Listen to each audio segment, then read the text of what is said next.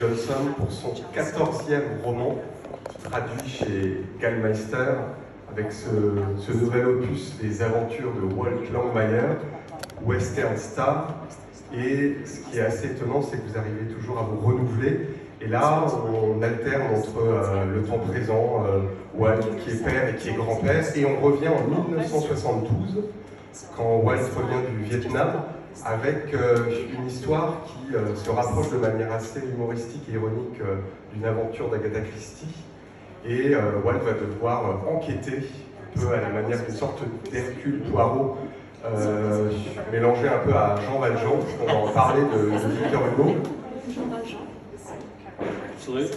Et ma première question, elle portait sur le personnage lui-même de Walt Langmeier. Après tant de romans, est-ce que ce personnage arrive encore à vous surprendre? Oh yeah, yeah.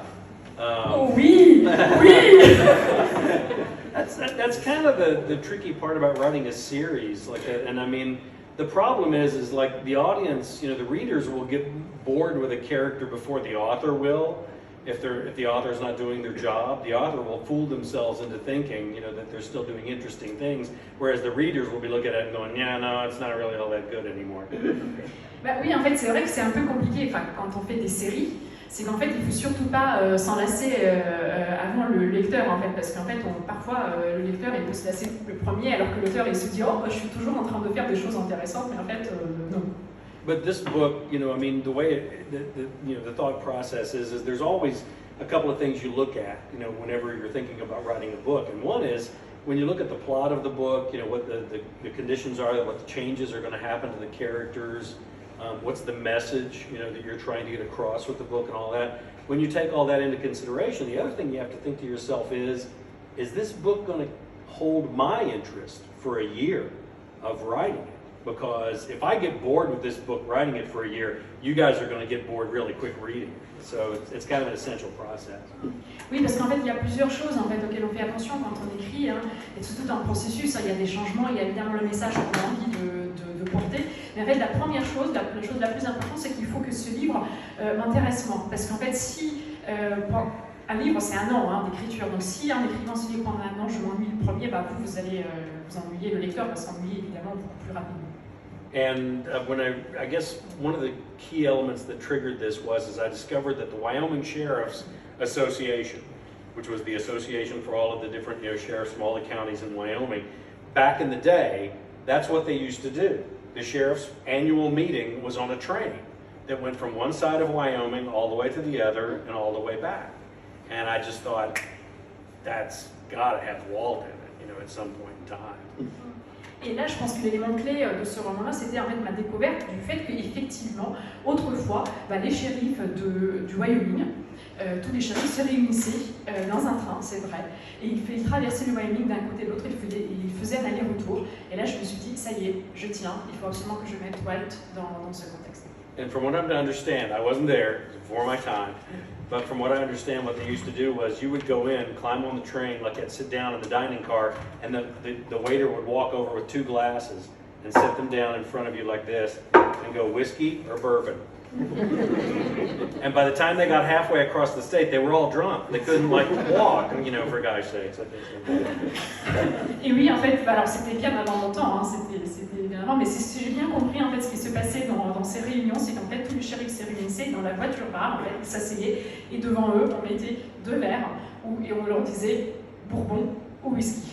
Et qu'évidemment, en traversant déjà à la mi-état, en fait déjà ils étaient complètement tous bourrés. And then there were 2 elements like that I thought, you know, kind of made this book something different for me to work with. One is like, you know, the majority of the books that I write are in the expanse of Wyoming. It's a huge expanse, open space, goes on. The way I refer to it is that the horizon is so wide it hurts the corners of your eyes because it pulls so far.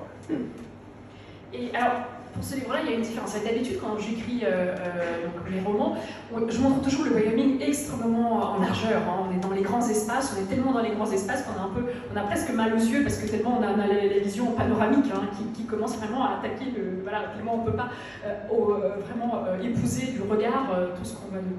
Whereas in this train, you know, it's a compressed kind of like environment. Like, and you've got all of these, like, 24 sheriffs who are these, big personalities. Generally big men as a general rule too. Like that, just simply because if you're a sheriff in Wyoming, you're dealing with a county that's like the size of Maryland. And you don't have any backup, you don't have anything. And so it kind of helps when you're of a pretty good size. Like it kind of helps you be able to do your job to a certain extent. Alors que là, ici, dans un train, tout est comprimé. Hein. C'est comme si en fait, tout l'environnement était comprimé. Donc là, vous avez 24 shérifs coincés en fait, dans ce train. C'est de forts caractères, c'est des grands gars, hein, parce que vous avez intérêt, quand vous êtes shérif, vous n'avez absolument pas de backup, vous n'avez personne pour vous aider hein, pour faire vos affaires. Donc là, vous avez intérêt à avoir, pour le coup, la taille compte. Hein. And the difficulty being that, like, Walt is like even bigger than most of these guys. He's huge, like, and so he doesn't fit in this world, so he's kind of like compressed, I mean, the funniest part in the book, I think, is when he goes into his cabin and opens up the shower and looks at it and says, and he knows, I won't fit in that, so I'm not going to be able to take a shower for the next, 2 or 3 days. So. Oui, alors, et du coup, Walt, il est encore plus rond que la moyenne, il est encore plus rond que tous ces gars-là réunis, donc lui, il ne rentre pas dans ce monde-là, il se sent absolument comprimé dans ce monde étriqué, dans ce monde, c'est au moment où il va quand il découvre la douche, et en fait, il se rend compte qu'il ne pourra jamais prendre une douche, il sera obligé de ne pas prendre une douche pendant 2 ou 3 jours, parce qu'en fait, il n'arrive pas du tout à y rentrer. And then the other aspect of it is that Walt, we're used to kind of seeing Walt in charge. We're used to Walt being the boss. In Absaroka County, like that, he's kind of in charge. Well, now he's kind of like on this train full of sheriffs. He's the only deputy, so he's the lowest, on the totem pole here, the lowest on the ladder, like that. And so it's kind of interesting to see him in a very different kind of dynamic as far as that's concerned. Et puis là, en fait, Walt, on a l'habitude de voir Walt en train de mener en fait l'enquête. Hein. C'est toujours lui le boss. Hein. C'est comme ça qu'on connaît Walt. Alors qu'en fait, ici, dans cette situation-là, il y a 24 shérifs et lui, il n'est que adjoint. Donc c'est le seul adjoint. Donc lui, il est vraiment en bas de l'échelle. Et donc c'est très intéressant de voir comment il va agir dans ce contexte en fait, qui est différent parce que ça lui donne une autre dynamique. And then also, if you're going to do a murder mystery that takes place on a train, you have to give homage, to Agatha Christie because she's the one that did it first. Et évidemment, en fait, si vous écrivez un roman, un polar qui se passe dans un train, évidemment qu'il faut rendre hommage à Agatha Christie parce que c'est elle qui l'a fait la première. And then the challenge there becomes like that. She also had a really great quote where she said, "Look, there are only so many ways you can do this. He did it, she did it, they all did it, nobody did it. That's it. That's what you got to work with." Okay, so. Et là aussi, en fait, elle a tout inventé, puisqu'en fait, il y a une citation d'elle qui est très juste, qui dit, en fait, il n'y a pas 36 moyens de faire dans un train. C'est tout le monde l'a fait. C'est quoi tu connais la citation de elle? Personne ne l'a fait. Tout le monde l'a fait. Tout le monde l'a fait. Personne ne l'a fait. Et c'est comme ça que ça se passe. Oui. La combinatoire est simple. Le coupable, c'est lui. Ou c'est elle, ou c'est personne, ou c'est tout le monde. Comme on parle justement d'Agatha Christie, on va entendre un extrait de sa voix.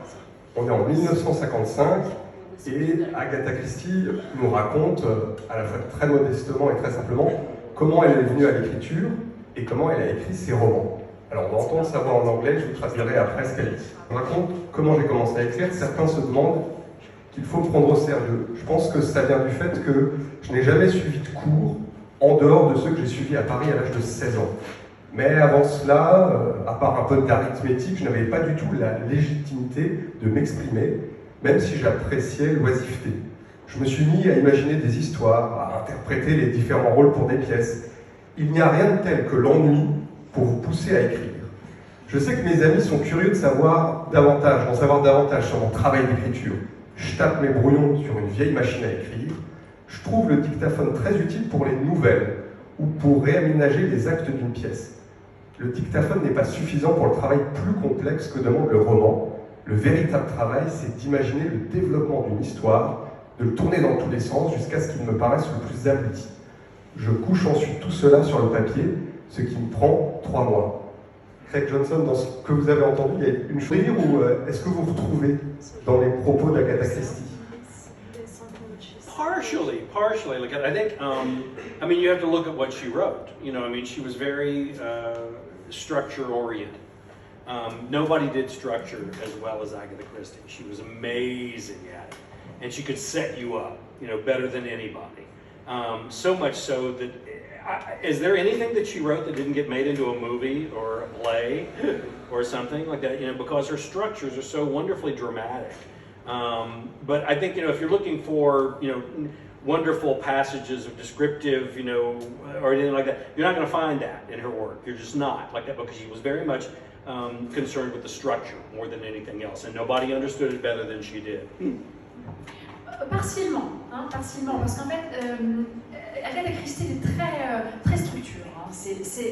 Personne n'a fait ça mieux qu'elle. Hein. C'est-à-dire qu'en fait, tous ses écrits, ils peuvent vous semer comme personne d'autre. Hein. Tout ce qu'elle a écrit est extrêmement structuré. Il n'y a pas un seul roman, pas un seul texte qui ne soit pas devenu une pièce de théâtre ou un film, parce qu'en fait, l'organisation est extraordinaire. En revanche, si vous cherchez des descriptions, vous n'allez pas en trouver, hein, des descriptions précises. Ça, c'était pas son genre, hein, c'était pas ce qu'elle voulait faire. She also knew how to make you care about the characters. I mean, that's a key element there. Like that, she was, you know, master at leveraging you into caring about certain characters at certain times when you're working your way through her plays, her novels, you know, her movies, all of them. And that's a key element too. Like that, so she was she's quite the mechanic, is what she was. She understood how to take it all apart and put it all back together and make it all work. Et puis aussi, en fait, elle vous faisait vous inquiéter du personnage. C'est-à-dire qu'en fait, elle avait cette aptitude de vous faire intéresser à tel personnage, de lui suivre. Et ça, c'est un élément clé aussi dans son écriture. Il y a un petit peu de machiavélisme, en fait, dans cette manière de faire, parce qu'en fait, elle vous influence, elle vous amène quelque chose, et elle arrive à tout mettre ensemble pour que l'ensemble fonctionne. She also worked on an international stage. I mean, if you see, there's an awful lot of mystery authors, they tend to go small, very, very small. Try and give you a very accurate portrayal and picture of a very small world. You know, a body is found, you know, in the, you know, study of a small English village. Like, and you learn all about that little English village or something like that. She had a much grander vista, you know, where she would include people from all over the world in her works. Like, and that's a daring thing to do. Like, I think that she did a marvelous job with it. Et puis aussi, en fait, ce qu'elle a fait, hein, d'habitude, quand on fait des polars, souvent, on va vers le plus petit. On met en place un monde petit. Par exemple, on trouve un corps dans un petit village anglais, et du coup, on apprend des choses sur ce petit village. Bah, elle est allée voir du côté international, en fait. Elle a mis des éléments, des personnages du monde entier. Et ça, c'était très, très intelligent, en fait. Et du coup, ça, je pense qu'elle a fait vraiment un travail formidable. Il y a, je le citais avant, une des influences pour façonner le personnage de Wolfgang Mayer, c'est pas des détectives américains ni anglais, c'est pas un détective en tant que tel, c'est un personnage de la littérature française, c'est Jean Valjean, Les Misérables, que d'ailleurs vous citez au milieu de Western Star, quand vous dites « Lorsque j'entrais dans la bibliothèque, je trouvais la première dame assise sur un barreau d'une échelle, tenant un volume relié en cuir ancien, dans ses mains manucurées. C'est une première édition de la version anglaise des Misérables, chez Carlton Publishing de 1862. Incroyable, non?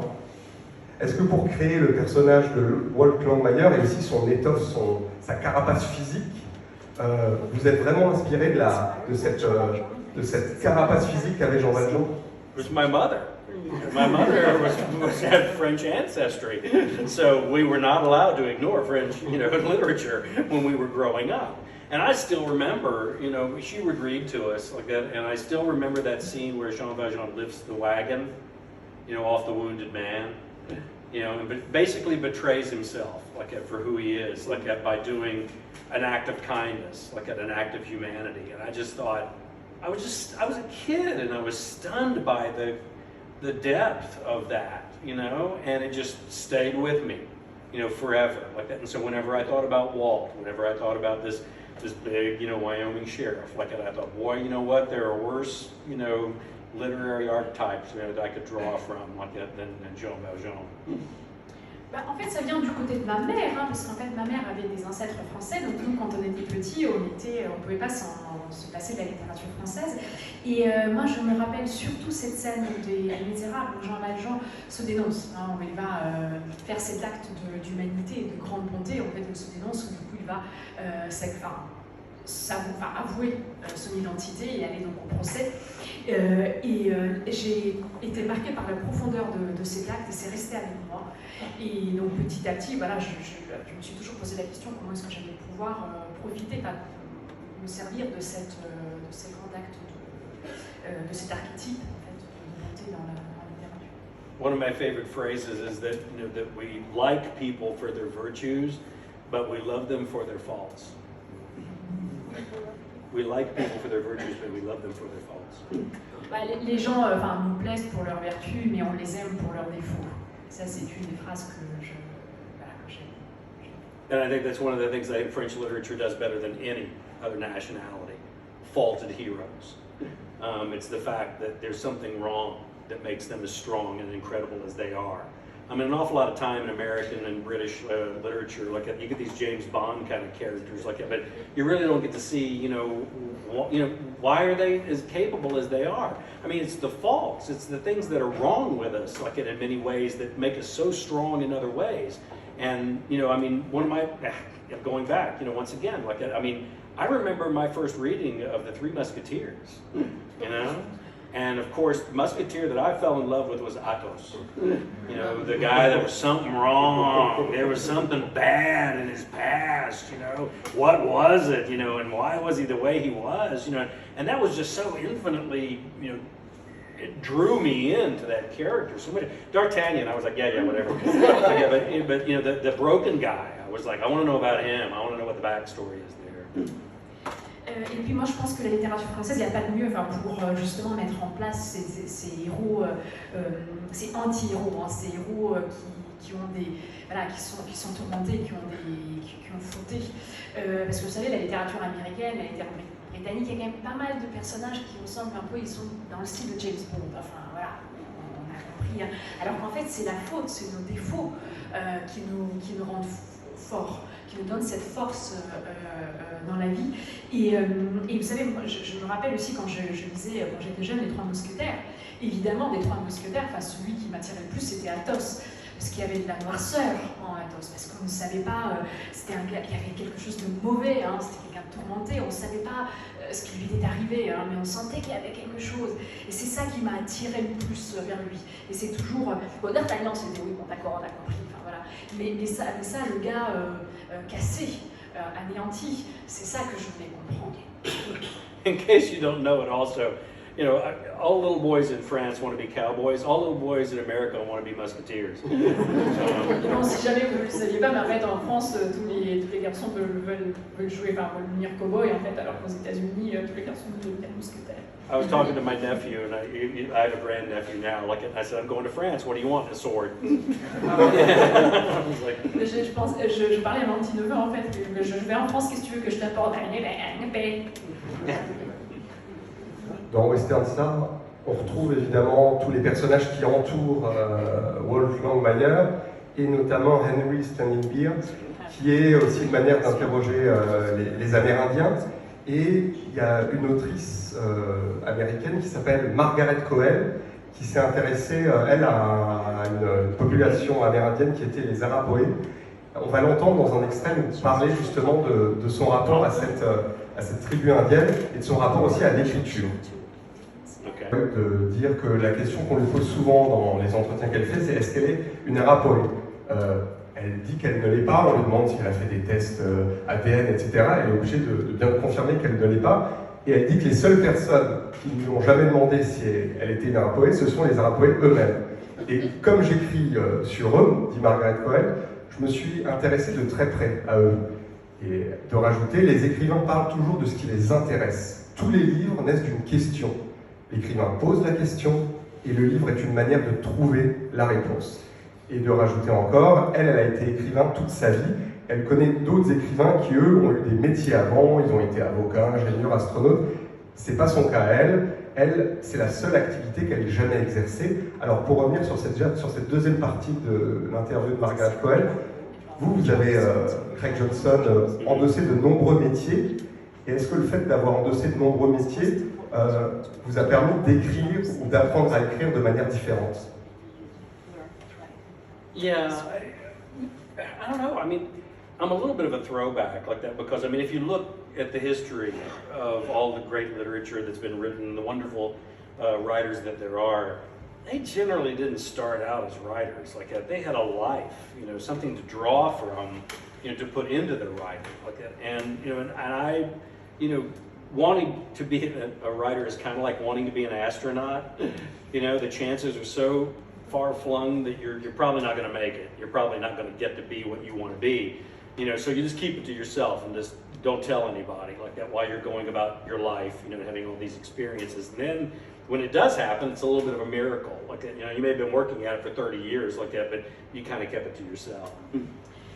Oui, alors, vous savez, quand on regarde les grands écrivains, les bios en fait des grands écrivains, on se rend compte que la plupart quand même n'ont pas commencé directement comme écrivain. Enfin, ils n'ont pas commencé à écrire tout de suite. Ils ont quand même, ils ont vécu, ils ont eu une vie, des vies pour amasser de la matière, pour trouver quelque chose à mettre dans leur écriture.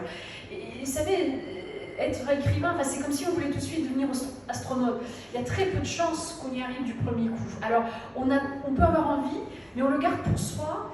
Et comme ça, en fait, on amasse voilà, des choses. Et puis un jour, quand ça arrive, eh ben, c'est un miracle. C'est une expérience. Alors, on a tout d'un coup, on peut profiter de toute l'expérience qu'on a réunie pour arriver à écrire.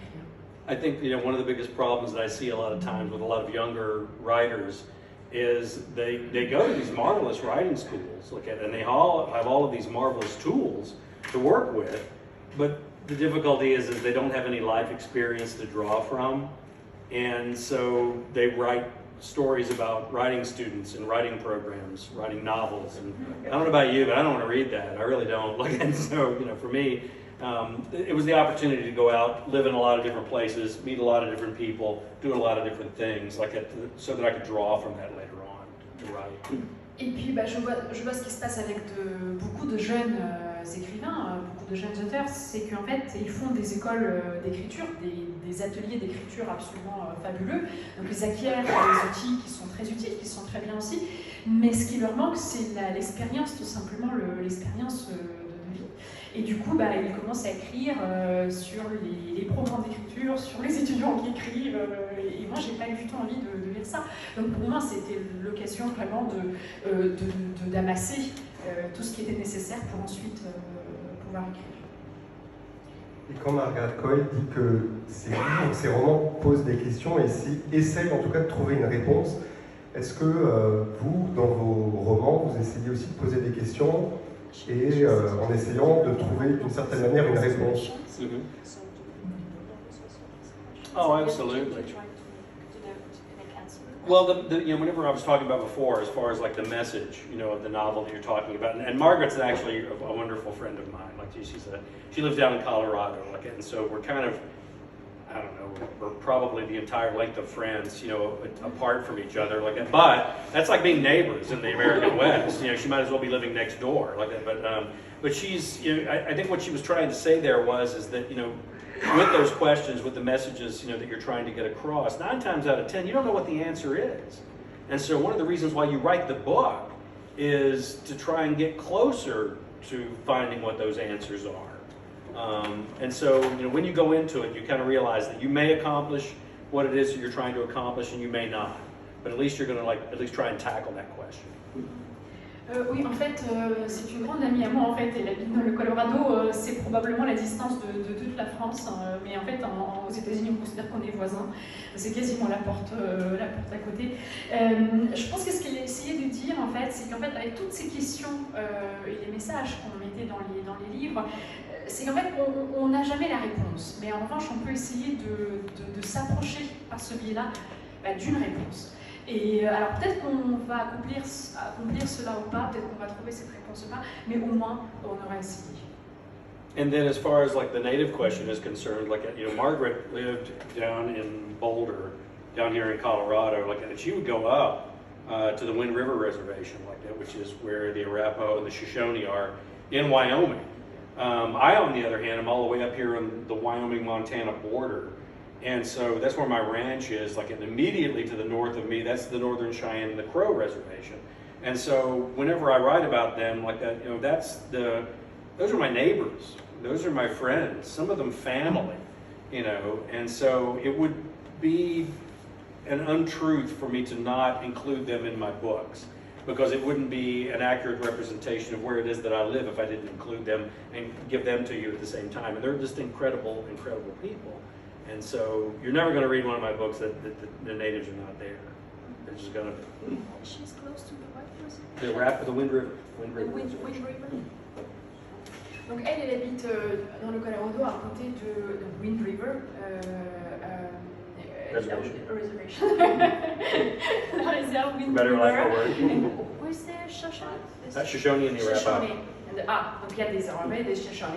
Et moi, en fait, je suis du côté, dans le Wyoming, là, en fait, de là où il y a les réserves Cheyenne et les Crocs. Et en fait, pour moi, c'est mon ranch est juste là. Et donc, en fait, pour moi, ils font vraiment partie, là, c'est mes voisins. Certains d'entre eux font partie de ma famille.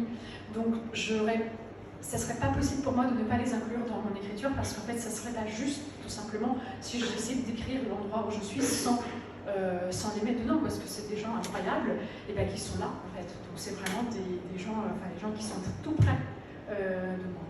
Donc, c'est dans tous mes livres, en fait, ils sont présents. Ce qui est intéressant, c'est que dans Western Star, on a cette quête de la vérité. Donc, Walt Langmeyer essaye de trouver l'identité de l'assassin, et avec l'image de ce train, c'est comme une sorte de train qui essaierait de chercher la vérité. Et il y avait une belle phrase d'un réalisateur français, François Truffaut, qui a réalisé La Nuit américaine, et qui disait que les films, c'est un peu comme des trains dans la nuit. Est-ce que pour vous, vos livres et les livres en général sont d'une certaine manière aussi un peu comme des trains dans la nuit qui essayent d'éclairer les ténèbres et les zones d'éclaircie de l'âme humaine? Well, absolutely. Like, I mean, and you know, the thing is like, you know, you've got this like entire trainload of experts. They're all detectives. They're all experts, you know, with entire lives of, you know, experience, you know, to bring, you know, to try and just, you know, to try and solve this murder. And, you know, and then here's this rookie, Walt Longmire. This, you know, he's a nouveau, like he's new, like, and not very experienced. Like, he has experiences from the war, but he's smart. He's pretty smart. And, you know, one of the key elements that, you know, gives him a little bit of an advantage is he's reading Agatha Christie. You know, which gives him a little bit of an advantage like that, because he's almost in the exact same kind of situation. And I knew that when I came up, I'll finish up real quick, she'll kick me if I talk too long, was that, you know, that Walt needed a couple of like secret weapons, you know, if he wasn't going to be just some big dumb cowboy. And so the two secret weapons I gave him was, one, a sense of humor, which I think is a key element. I had a gendarme at one of the events last night who came up to me immediately after the event. He goes, "It's the humor. It's the humor in the books that makes it real for me. And everybody, all the cops that I know, it's the humor." Like it. But the other one is, Walt reads. He reads everything, and he remembers it. And that makes him very formidable. And only those of us who read know how wonderful that is, what an addition that is to our lives. I mean, you know, a marvelous bookstore like this, you know, to be able to get together like on an evening like this, like and have this kind of a conversation, we've got a wonderful advantage over just about everybody else, certainly anybody that doesn't read. I know that was a long one. Non. Oui, en fait, donc du coup, on est tout un train bondé d'experts. Hein. Là, vous avez que des détectives qui sont tous capables, enfin, qui veulent résoudre un meurtre. Et puis il y a ce petit nouveau, hein, qui n'a pas d'expérience, c'est Walt Langmeyer, hein, qui est un peu à côté. Donc il est jeune, il n'a pas d'expérience, mais il est intelligent. Et puis il a un avantage, c'est qu'en fait il est en train de lire Agatha Christie, et du coup en fait il se retrouve quasiment dans la même situation qui se passe réellement. Hein. Mais il fallait quand même lui donner deux armes secrètes. Hein. c'était important de lui donner deux armes secrètes. Alors la première arme que je lui ai donnée, c'était son sens de l'humour. Ça, c'est essentiel. Hier, j'ai fait un événement et justement une rencontre aussi. Il y a un jeune homme qui est venu me voir après en me disant « Moi, je vous lis parce que il y a cet humour. Hein, c'est pour ça que pour moi, c'est vrai. Hein, parce que voilà, le sens de l'humour, c'est quelque chose d'essentiel. Hein. Et la deuxième arme secrète de Walt, c'est que Walt lit. Il lit tout et il se souvient de tout ce qu'il a lu. Et je pense que nous tous ici, hein, nous lisons, vous lisez, on se rend compte à quel point c'est un avantage, à quel point c'est un atout, à quel point c'est un plaisir de se rendre compte, voilà, d'appliquer tout ce qu'on a lu dans notre vie, et aussi d'avoir ce genre de conversation, de se réunir à ce genre de rencontres. Donc la lecture, ici, évidemment, voilà, est très importante pour Walt. Le train, c'est une métaphore, mais c'est aussi ça renvoie à un univers musical extrêmement important. À la fin, dans les remerciements, vous rappelez à quel point les trains ont donné des chansons absolument extraordinaires et que vous composez aussi une sorte de bande originale pour composer et écrire vos romans, et notamment celui-là. Et alors, avant de vous poser ma question, je vais dire un court extrait avec une musique que vous appréciez particulièrement. Je donnerai le titre après, mais je pense que vous la reconnaîtrez tout de suite. C'est That Train de Philippe Aberg. Quand vous embarquez dans votre vie, quelque chose vous accompagne, quelque chose qui sera une image de vous et que vous retrouverez quelque part au cours de ce voyage.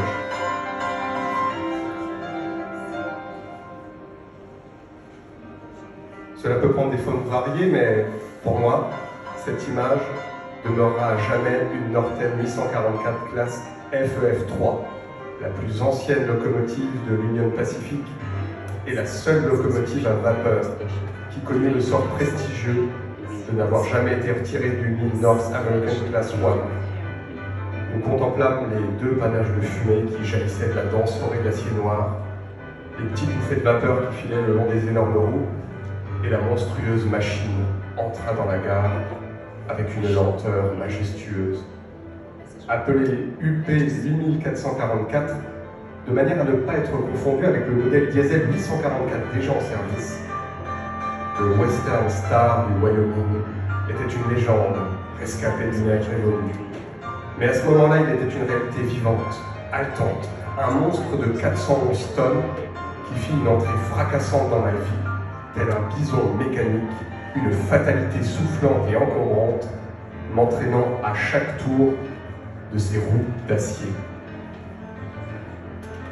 Le morceau qu'on est en train d'entendre, That Train de Philippe Aberg, vous dites que vous pourriez parler des œuvres de ce compositeur-là.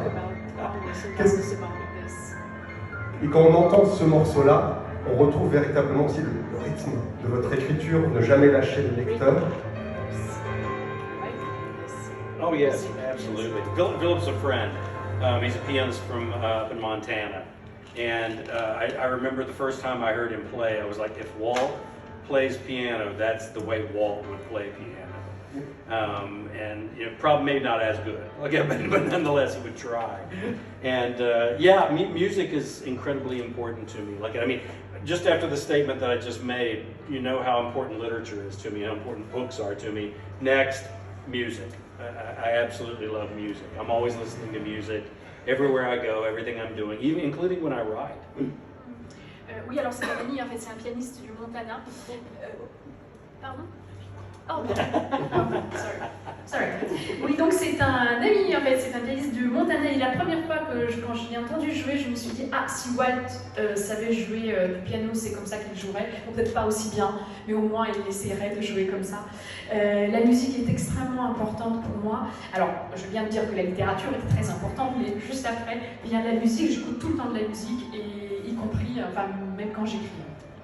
And for me, like, I mean, it not only does it set a mood for you like that, but the other amazing thing about it is it can set a time period. This book, you know, at least half of it takes place in the late 60s, early 1970s. And so one of the best ways, if you want to set a period, is by having, you know, music, you know, mentioning the music. Because you can mention it, like, and immediately it's in your head. You know exactly what song I'm talking about. You hear it, like, as you're reading, like, and so it's a wonderful tool that, you know, that authors, I think, an awful lot of time don't take advantage of. Oui, alors, et en plus, je pense, la musique, ça ne sert pas que simplement vous mettre dans une certaine humeur, hein, c'est pas pour donner une atmosphère à soi, c'est aussi, la musique permet parfaitement de mettre en place une époque. Dans Western Star, en fait, la moitié du livre se passe dans les années 60, début des années 70, et en fait, pour mettre en place cette époque-là, eh bien, la musique est essentielle, hein, parce qu'en fait, il suffit de mentionner un extrait, et ben vous l'entendez tout de suite, on a ça dans notre tête. Et du coup, ça permet, vous l'entendez, comme si vous entendiez la lecture. Enfin, il y a quelque chose de très concret qui apparaît, et je pense que c'est un super moyen pour un écrivain vraiment d'être réaliste dans l'écriture. En fait, il n'y a pas beaucoup d'écrivains sans ça. And it can weave its way into the storyline in strange ways, like it, because there's actually an excerpt in the book where Walt gets kicked off the train. You know, he gets knocked off the train. And so he's got to find a way to get back on the train. Like, and so the only way that he can do that is by hitching a ride. And so in the initial first draft of the book, it was just a truck driver. You know, Walt waves down this truck driver, gets him to stop, climbs in the truck. You know, they speed along faster than the train is going because the train has to stop periodically, and they're able to catch up. Like, but when I was writing the book, I thought, this is like the 60s, you know, because like the first part of the 70s was the 60s. And I thought, you know, this would be a lot more interesting if it was someone a lot more interesting that gives Walt a ride. Et puis il y a un épisode dans le livre, il y a un passage dans Western Star. En fait, à un moment donné, Walt se retrouve viré du train, donc, mais il faut absolument qu'il y retourne.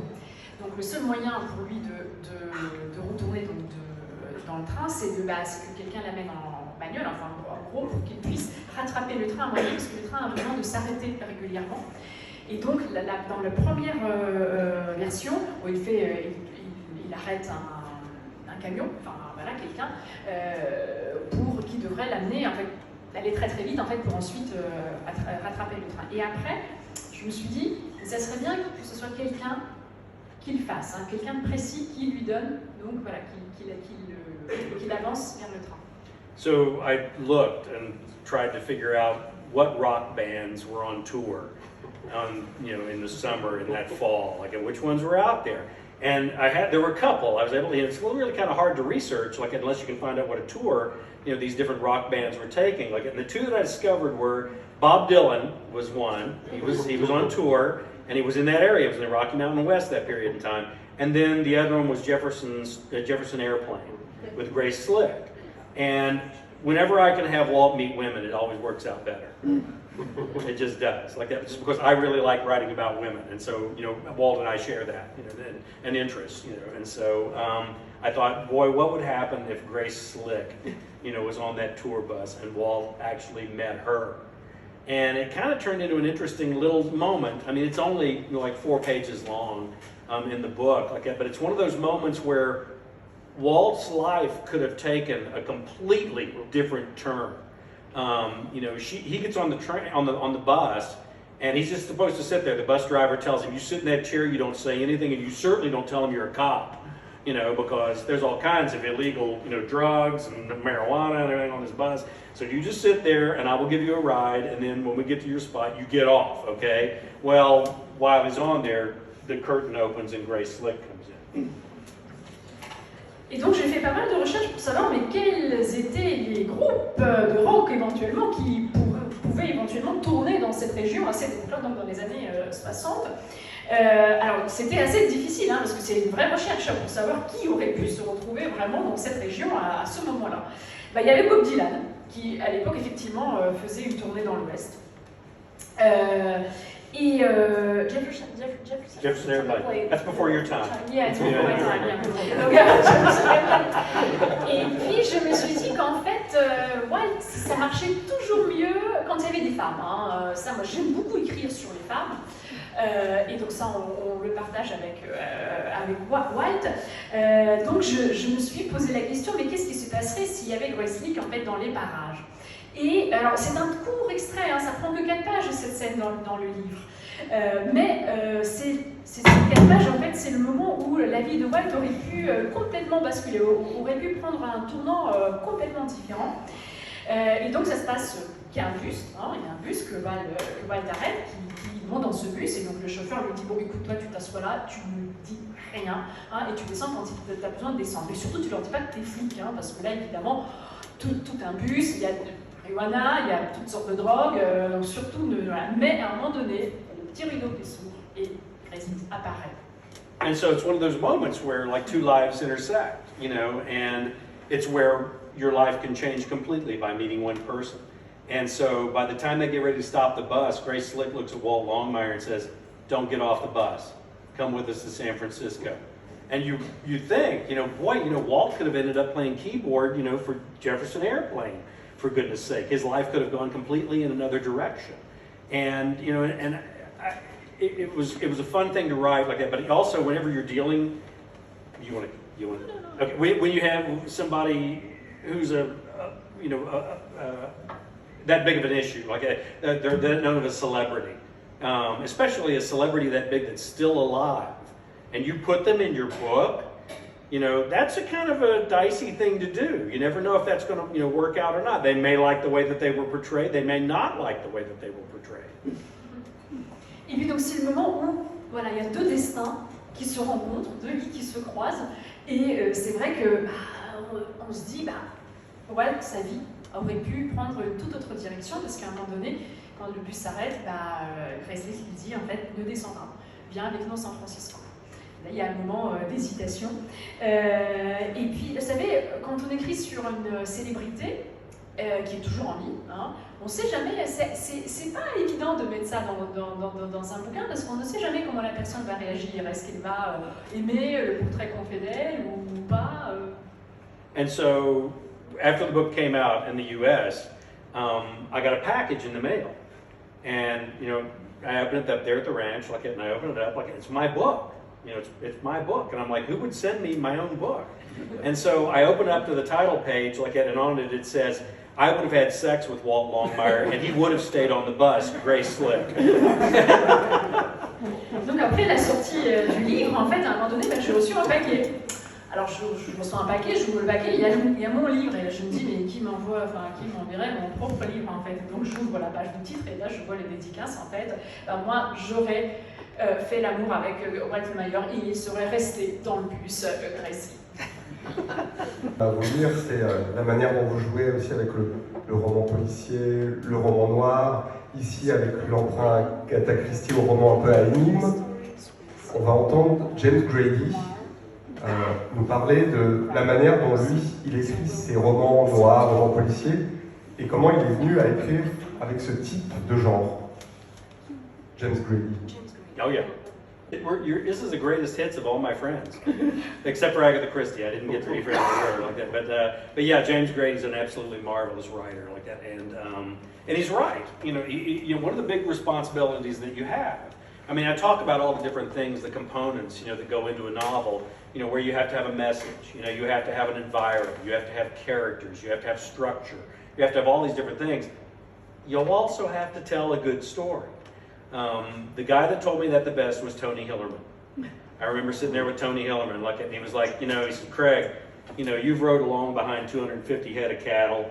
You've sat on, enough front porches breaking up green beans, and listened to good storytellers tell a story. Don't ever let anything get in the way of telling a good story. And you're right. Je vais juste traduire dans ce que disait James Grady. James Grady disait « Je me suis toujours intéressé à la manière et aux raisons pour lesquelles les choses se déroulent, à qui sont vraiment les gens, et j'essaye de répondre à ces questions en prenant quand même du bon temps, parce que j'aime ce que je fais, j'aime ce que j'écris, et au plus profond de moi-même, je suis un raconteur d'histoire, au sens où j'essaye de raconter l'histoire de la manière la plus forte et la plus incroyable possible. » C'est un écrivain absolument merveilleux, il a certainement raison. Vous savez, en fait, on a cette responsabilité. Moi, je l'ai déjà parlé des composantes quand on écrit. Il faut avoir un message, il faut mettre des personnages en place, il faut avoir un environnement, il faut avoir une structure et tout ça. Mais il faut surtout, avant tout, savoir raconter une bonne histoire. Et je pense que le meilleur conseil qui m'a jamais été donné, c'était par Tom Hillerman. qui m'a dit en fait un jour, bah, écoute, de ne jamais raconter la bonne histoire de la manière dont on devrait raconter la bonne histoire. Et alors, on va entendre encore James Grady nous parler de la manière dont il a été saisi par ce genre qu'est le roman noir. James Grady de dire, je n'ai pas vraiment choisi le genre du roman noir ou le roman policier, c'est lui qui m'a choisi. Les histoires et les personnages qui m'intéressent et le challenge qu'ils représentent tendent vers le genre du roman policier et du roman noir. Ces histoires et ces personnages m'ont attiré vers eux. J'ai donc parfois l'impression de ne pas être vraiment un écrivain mais un journaliste. Je raconte l'histoire que j'ai trouvée. Elles ont tendance à être rangées plutôt du côté du roman policier ou du roman noir.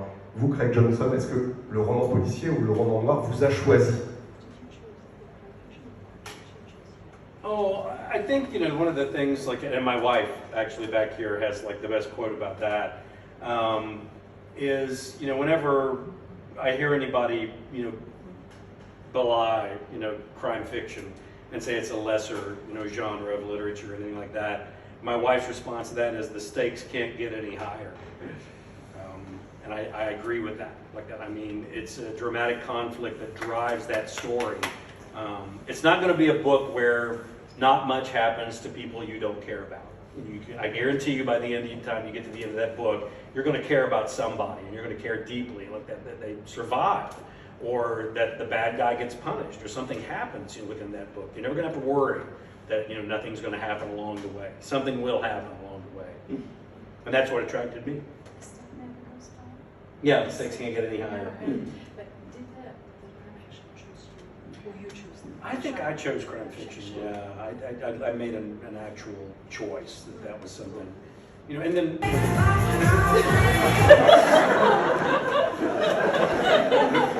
And now we dance. It's possessed.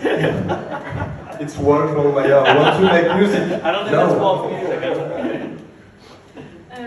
Oui, alors je pense que c'est moi qui ai choisi le roman noir, mais ça s'est passé naturellement. Hein. Je pense que c'était un choix tout à fait naturel. Et puis vous savez, il y a des gens qui disent que le genre, le polar, c'est un genre un peu moins noble, enfin que d'autres genres. Je pense que ma femme ici présente en fait a une meilleure réponse à cela. Quand on dit ça, je peux écouter. De toute façon, un steak, ça va rester un steak, parce que ça peut pas aller plus haut. Enfin, donc on est en fait, je pense que dans les romans noirs,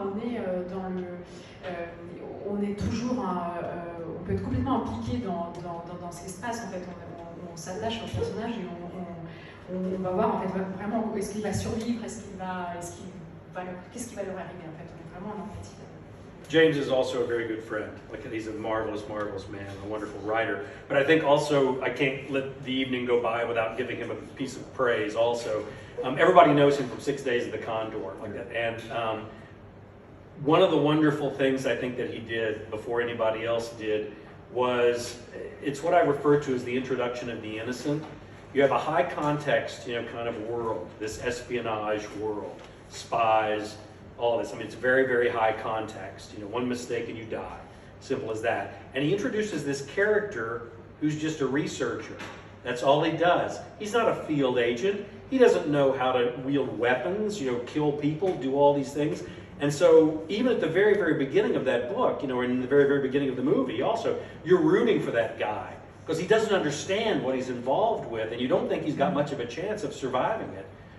But he kind of surprises people because he has some abilities that maybe they don't know about. And so I love that. I love the introduction of the innocent as far as that kind of character development is concerned. C'est quoi le titre en français, la traduction? Moi, j'ai lu que les 6 jours du Condor, mais... Parce que tout le monde le connaît pour les 6 jours de Condor, mais il y a un autre roman, un livre, je ne sais pas, French Production. Celui-là, je ne le connais pas, ouais. Mais introduction à l'innocence. Yeah, just the introduction of innocence. L'introduction à l'innocence, ça peut être. C'est aussi un ami en fait, c'est un homme formidable. Et puis dans ce roman, introduction à l'innocence, il y a un contexte très dangereux. Enfin, on est tout de suite dans quelque chose de très très très périlleux. On est dans l'espionnage et en fait, il introduit un personnage en fait qui est juste un chercheur. qui n'est pas du tout habilité à se retrouver dans le contexte où il est, en fait, qui ne sait pas tuer, qui ne sait pas même charger une arme. Et en fait, dès qu'on commence au début du livre, en fait, et au début du film aussi, on se prend à être vraiment avec lui, parce qu'en fait, c'est un gars qui ne comprend pas vraiment ce qui se passe, ni où il se trouve, mais il aura peut-être des capacités qui vont se révéler, qui vont lui permettre d'agir. On va déjà vous remercier infiniment, Craig Johnson, d'avoir fait un arrêt à Mulhouse City. Merci beaucoup pour ce 14e roman, Western Star, aux éditions Gallmeister. Merci déjà à vous.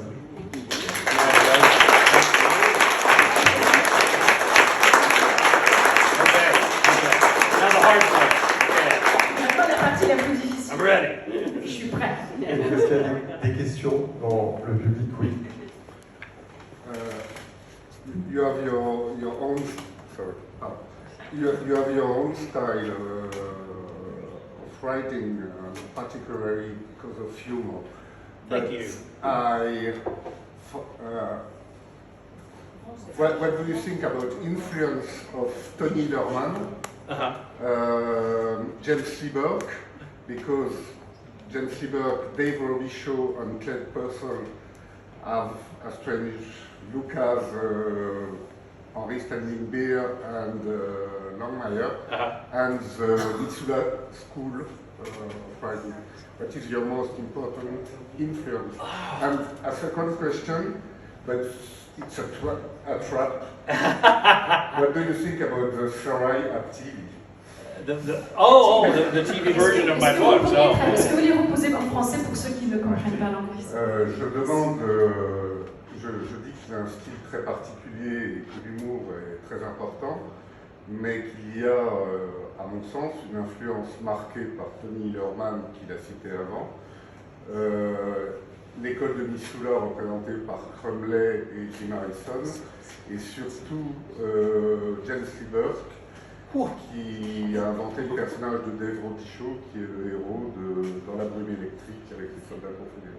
Okay, there are no more questions. I'm just going to have to answer that question. Alors, plus de questions, en fait, déjà, je vais répondre à celle-ci, ça serait fini. All right, let me see if I can get it all in here first. What I do, I tend to refer to my writing method as kind of like a crow. You know, I fly around, you know, in all the different genres.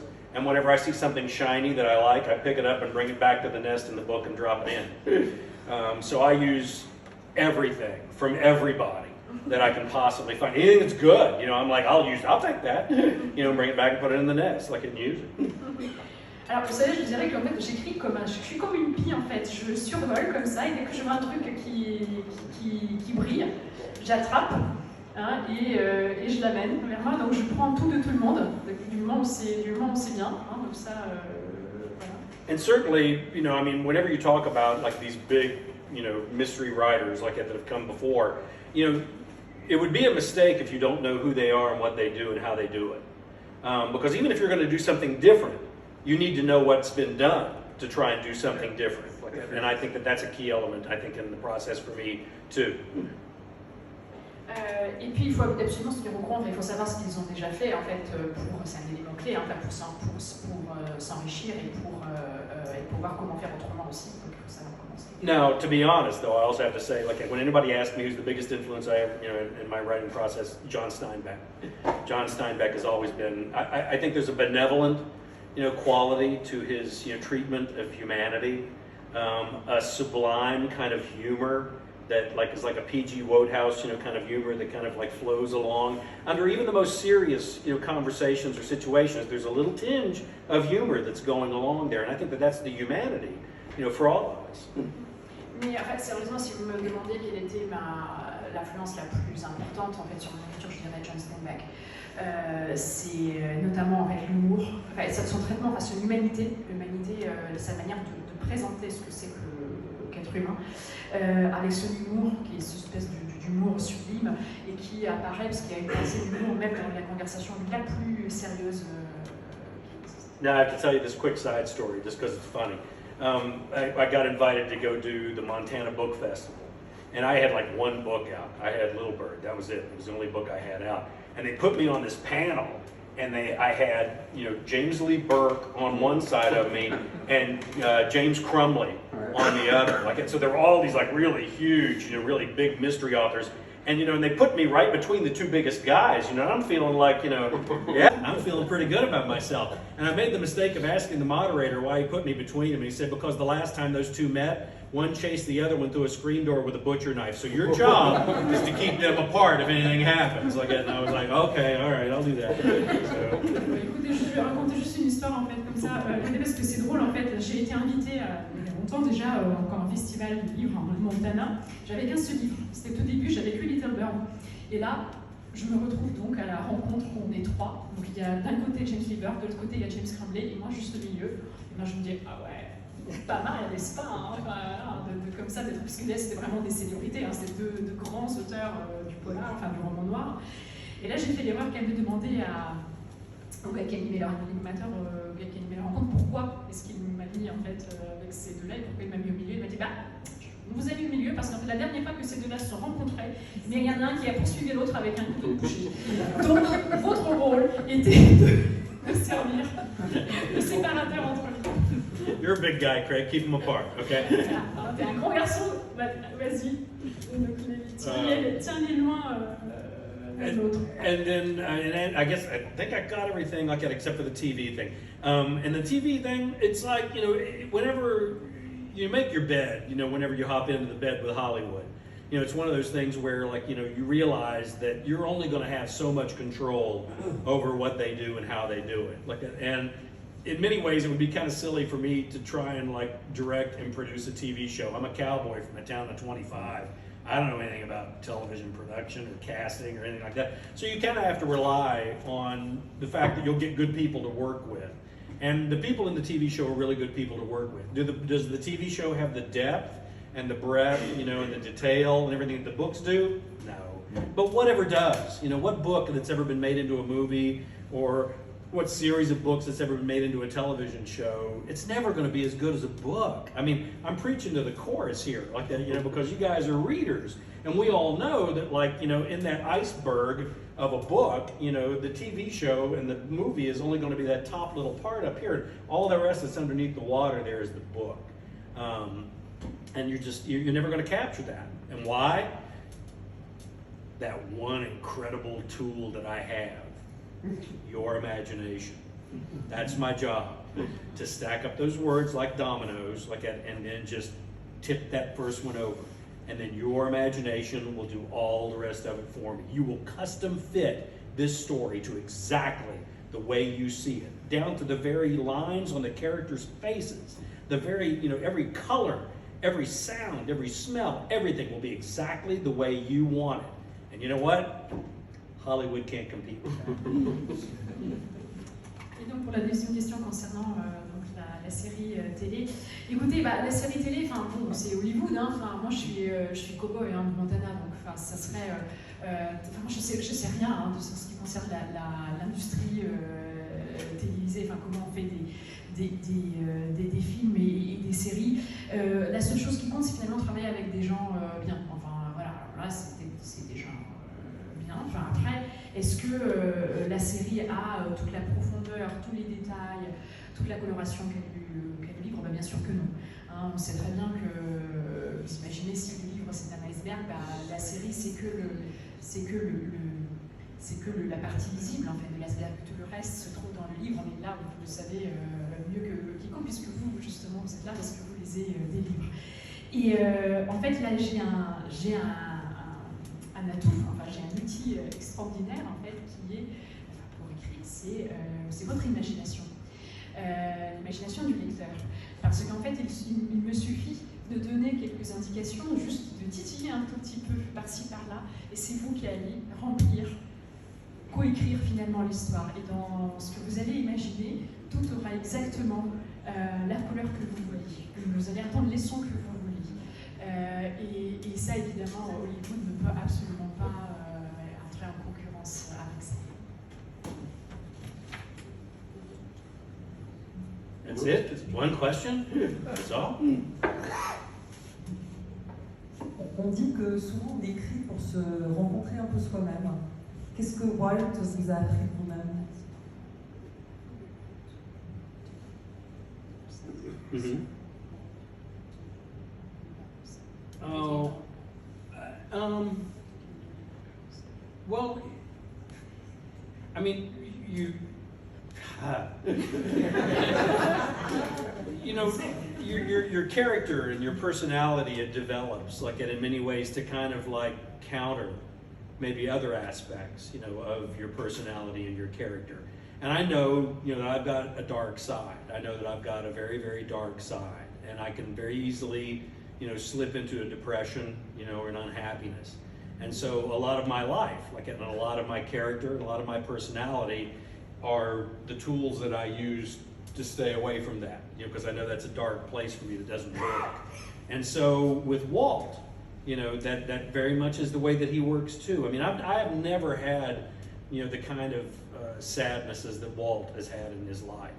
I mean, he's been destroyed, you know, numerous times over like that, you know, but he still keeps going like that, and he finds a way. And so for me, that personality of that character in many ways is like probably one of the more revealing aspects of myself, I think. Vous savez, moi je sais que j'ai un côté sombre. J'ai un côté sombre, un côté noir, et je peux facilement tomber dans la dépression et dans le malheur. Et je pense qu'en fait, moi j'ai des outils dans ma vie à moi en fait pour éviter ce genre d'état. Et en fait, ce que avec Walt Langmayer, en fait, Walt, il a aussi cette partie sombre hein, que je peux voir, que je peux mettre en place. Mais je pense que je n'ai jamais connu de tristesse aussi forte que celle de Walt Langmayer dans sa vie. Lui, il a été détruit hein, plusieurs fois dans sa vie. Mais il continue, il trouve les moyens pour avancer. Et je pense que c'est voilà, c'est ce côté-là, c'est cette partie-là de ce personnage qui a été cette partie était le plus révélatrice sur moi-même. And now to add to that, of course, I have to tell you that I was doing the event last night, and the bookseller at the store where I was doing the event last night kept calling me Walt all night, like that. And my wife was laughing at that, like that, because she has the best quote about that, you know, because I get that a lot. People ask me, well, how much of you is Walt? And my wife back there has the best response. She says, Walt is who Craig would like to be in 10 years. He's just off to an incredibly slow start. Oui, et donc, pour raconter la petite histoire encore, c'est qu'en fait, hier, du coup, le libraire qui animait la rencontre, il n'arrêtait pas de m'appeler Walt. Tout au long de la rencontre, il disait tout le temps Walt, en fait. Et ma femme rigolait bien, puisqu'en fait, évidemment, ma femme a la réponse à ça. Elle dit qu'en fait, que Craig, il aurait bien aimé être Walt 10 ans plus tard, mais il a été un peu lent au début.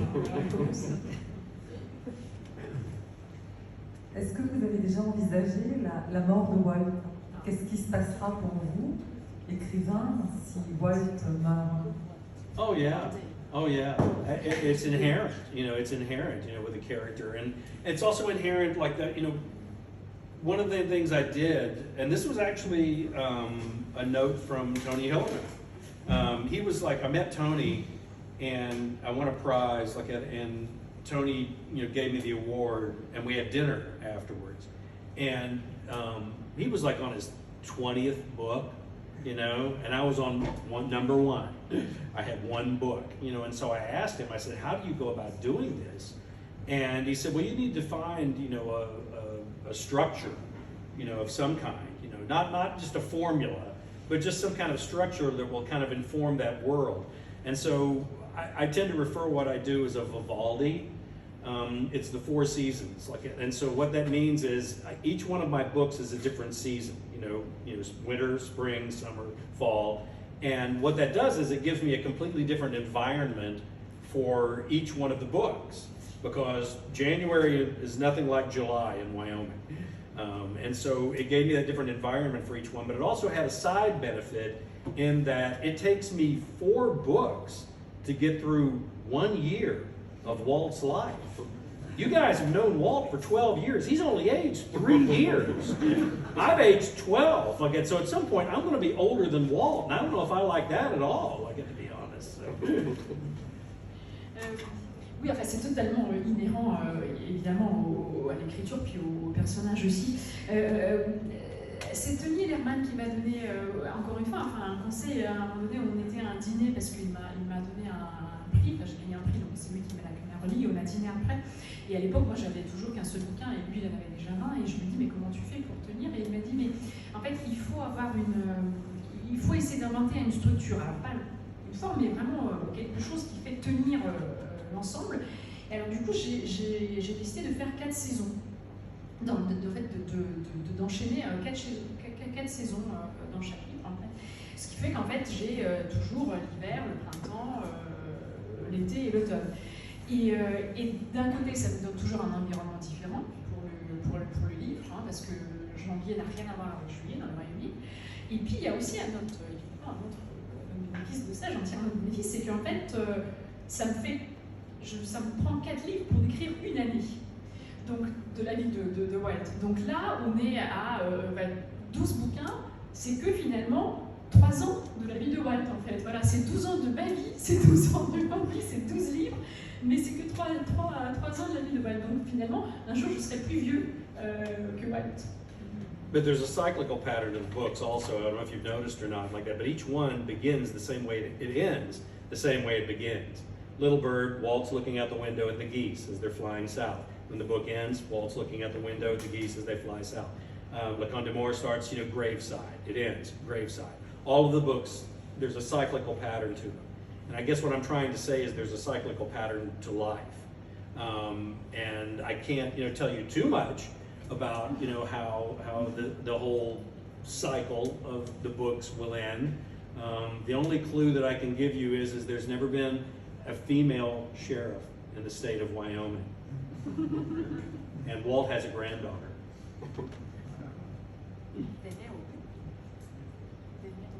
No, I don't say that there will be. I'm saying there's a chance there will be at some point. Walt has a granddaughter. Et puis, je ne sais pas si vous avez remarqué, mais en fait, chaque livre est cyclique. Il n'y a pas que le cycle des saisons. Mais en fait, le début et la fin de chaque ouvrage se rejoignent dans les scènes. En fait, si Walt regarde par la fenêtre les oiseaux partir, en fait, on va retrouver la scène à la fin, etc. Et donc, je pense que ce que j'essaye de faire, c'est de décrire de manière plus globale aussi le cycle de la vie. Alors, je ne peux pas tellement vous en dire plus sur comment ce cycle de la vie va se terminer ou comment il va se conclure, mais voilà, enfin, Walt a une petite fille et puis il n'y a jamais eu de femme chérie dans le Royaume-Uni, donc on n'en sait pas plus. J'aimerais juste faire une remarque. You cannot kill Walt because you will have the same problem as Arthur Conan Doyle with Sherlock Holmes. Yeah, it's a difficulty like that because not only I like to think that you guys like the guy. By the time you've read a couple of these books, you're really kind of rooting for him like that. Well, I am too. And to me, I want to see him live a long, happy life like that. And but you also have to approach it though. You also have to approach each book and say, there have been a couple of books I've written where I'm like, I don't know if he's going to make it through this or not. The next book in the series, the one that comes after Western Star, I don't know, it'll probably have the same title here in France. Like it'll be next year's book called Depth of Winter. From the Camus quote, that the greatest winter of my life, discovered I had a summer that would keep me alive. It's definitely one of the ones where I thought, what, Walt might just die in this book, And I think if you're going to be honest, with crime fiction, you have to roll the dice and throw them and see what's going to happen in that storyline, and be aware that there might the percentage might be small, but it's there. That character might not make it. So. La remarque c'est qu'en fait, on ne peut pas faire mourir donc le Walt Langmeier parce que sinon on aurait le même problème que Conan Doyle, donc avec Sherlock Holmes. Mais oui, alors moi aussi j'aimerais que Walt Langmeier ait une vie longue et heureuse. Moi aussi je suis avec lui, on le connaît tellement bien. Mais à un moment donné, il faut aussi, pour chaque livre, il faut que ça soit là, il faut se poser la question. Dans le prochain, après Western Star, le prochain livre, en fait, Depth of Winter, qui aura effectivement probablement le même titre qu'en anglais. C'est une citation de Camus par ailleurs. En fait, à un moment donné, je me suis posé la question, mais il y a de ça à ne pas y arriver. Donc c'est assez courant pour moi de poser cette question, de savoir mais est-ce que à un moment donné il va réussir à survivre, est-ce qu'il va y arriver? Et puis si on veut être honnête avec dans le genre quand on écrit des policiers, il faudrait jeter le dé et puis savoir ce qui se passe. Alors il y a très peu de risques qu'il n'y arrive pas, mais ce risque-là existe. The best insurance is that if I kill Walt, my wife will leave me. So. Oui, bon, alors la meilleure leçon, c'est que si je tue Walt, ma femme va me quitter.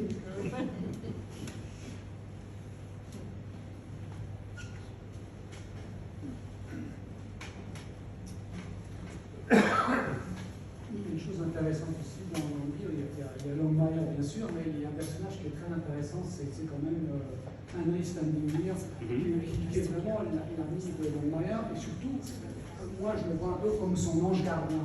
Donc un Amérindien, ange gardien de Longmire, c'est quand même assez surprenant, enfin intéressant, on n'a jamais vu jusqu'à présent, et cette relation entre un Amérindien et ce shérif.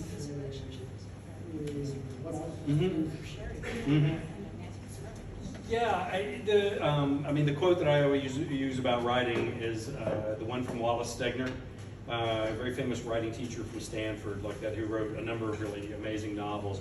But one of the statements that he made in his lectures was that the greatest piece of fiction ever written is the disclaimer that says nobody in this book is based off of anybody alive or dead. And what a crock that is, because that's what you do. You go out and find people to put in your books, like use them as characters. Une des citations, que j'aime beaucoup pour parler de l'écriture, c'est une citation de Wallace Stegner, un grand écrivain et un professeur de littérature de Stanford.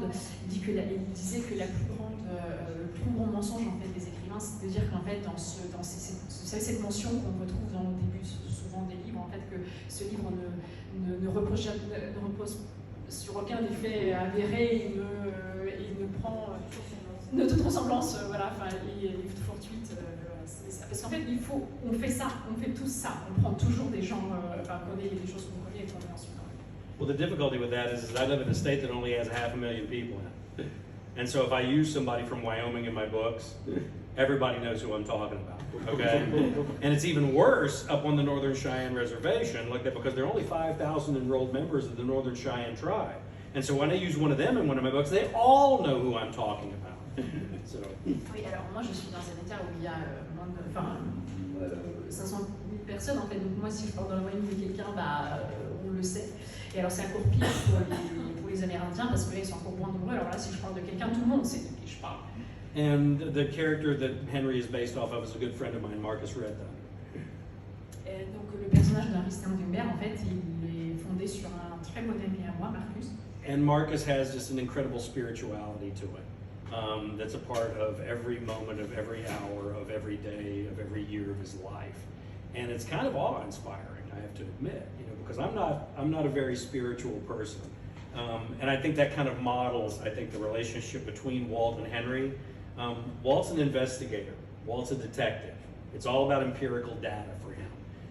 What are the facts? So that spiritual quality, the mysticism and all that, it just doesn't fit into his lexicon. It doesn't fit into his world.